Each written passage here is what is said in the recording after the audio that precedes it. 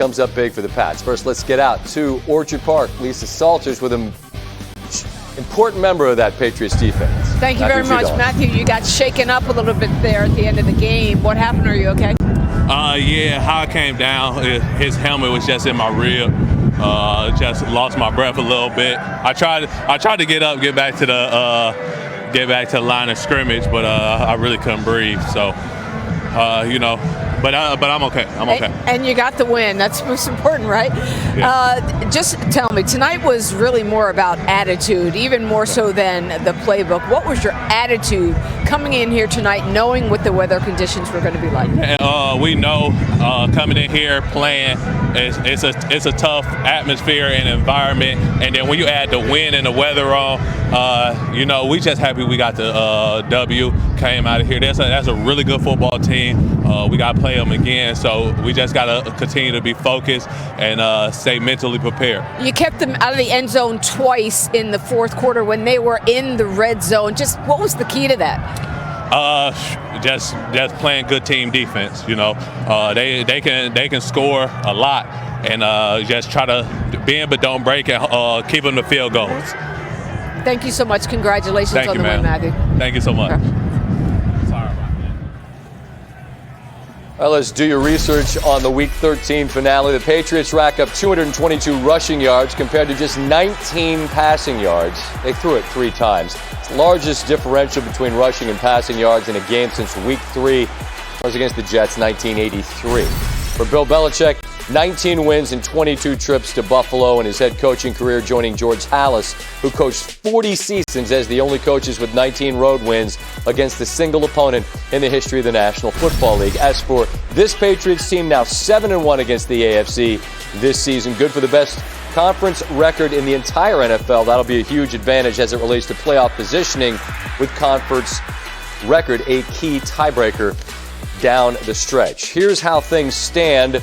Current playoff standings with 5 weeks remaining. New England, the first AFC team to get to 9 wins. There are a dozen other AFC teams that have at least 6. Every AFC team has at least 4 losses through Week 13 for the first time in nearly 20 years. Louis Riddick, Brian Greasy join me. And fellas, I go back to your Pee-wee days through college, through the NFL. You all have seen plenty of football. How do you best explain to those of us that just watched it on TV how impactful this weather was to how the game was able to be played on the field? I guess, Brian, I'll start with you as a quarterback and what they were up against. Yeah, we went down on the field before the game, Scotty, and Lewis almost got blown over by the wind, so there was that. But we had a chance to talk with some of the players, obviously the kickers. I talked with Josh Allen, and down there on the field, you can really feel it. It's almost impossible to throw the ball accurately, and when that's all you've done for your entire life, it's unnerving. And we saw the impact of the wind not just on the quarterbacks, but on the running backs. You had 2 early fumbles. In the special teams area, you had a big fumble that led to a touchdown for Buffalo. So it impacted every single element of this game. It impacted every decision by the coaches. It made it a really fascinating game for us. Hopefully it was fascinating for people at home to watch. It's just different than we're used to seeing. But I think what we did find out was that, Buffalo answered the bell in the fourth quarter and at least gave themselves opportunity. They just couldn't convert in the red zone.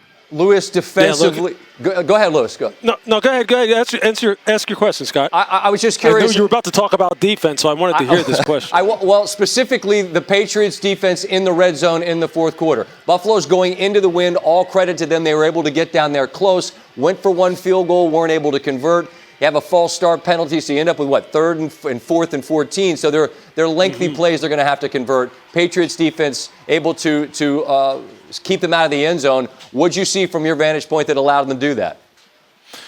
Look, I think this football team and knowing how Bill puts in situational football as it pertains to the red zone in particular is something that they've excelled at for the better part of 20 years, 21 years, the amount of time that Bill has been up there, because it becomes a thinking man's game down there, much more so than it is really a physical game. And he drills his players into playing with tremendous vision, understanding what leverage you need to take, understanding what route combinations you need to take, and then hopefully his guys will be in position to make those plays. And that's really what you saw on the last play that Miles Bryant made. That's a zero coverage look. You know you have to play inside leverage because you have to defend the middle of the field first. If he beats you outside, then you can live with that, but you can't give him the whole middle of the field. So he's playing Cole Beasley with inside leverage. He sees Josh's eyes go outside the number one on the double slant or double post, and he just comes off and makes a play. That's vintage secondary play as taught by Bill, as taught by every secondary coach in the NFL.